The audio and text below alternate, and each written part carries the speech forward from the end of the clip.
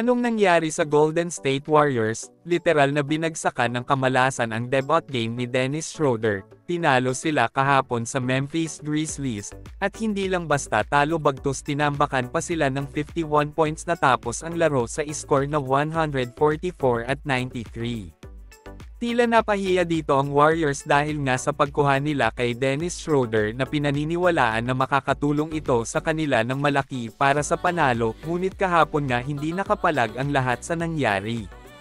Tumapos si Dennis Schroeder na meron lamang 5 points, 2 rebounds at 5 assists, habang si Stephen Curry ay nagtala lamang ng 2 points, 3 rebounds at 1 assist, at sa kanyang 7 attempt wala siyang naipasok, at ito ang pinaka-worst game sa buong karera niya.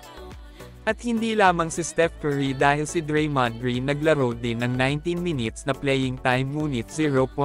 rebounds at 0 assist, literal na minalas ang Warriors kahapon sa unang laro ni Dennis Schroeder bilang bahagi ng koponan.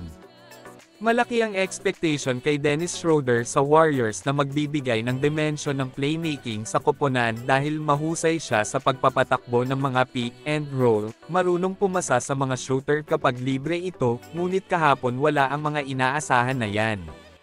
Isa sa nagpanalo para sa Memphis Grizzlies ay ang kanilang pinatibay na depensa, at syempre ang kakulangan din ng opensa ng Golden State Warriors.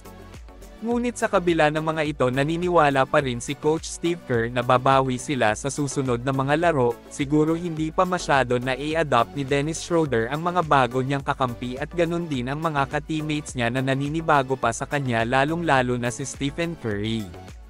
Habang ang Los Angeles Lakers General Manager na si Rob Pelinka nagpayag sa kanyang plano na gusto niyang kunin o idagdag sa Lakers sina Kyle Kuzma at Brandon Ingram.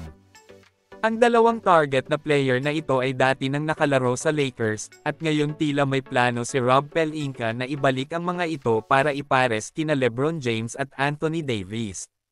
Sa ngayon sa kabila na edad ni LeBron James ay hindi pa naman ito nanghihina sa laro, dahil nga malaki pa rin ang ambag niya at siya pa rin ang nagdadala sa Lakers para sa mga panalo. Bukod kay LeBron James itong si Anthony Davis ay malakas din ang ipinapakita na laro ngayong season, ngunit sa kabila nga ng mga iyan ay hindi pa rin maiiwasan ang pagkatalo dahil nga sa kakulangan din minsan sa opensa na hindi gaanong nag-aambag ang ibang player ng Lakers, at bukod sa opensa mahina din ngayon ang Los Angeles Lakers pagdating naman sa depensa na kadalasan ang dahilan ng kanilang pagkatalo.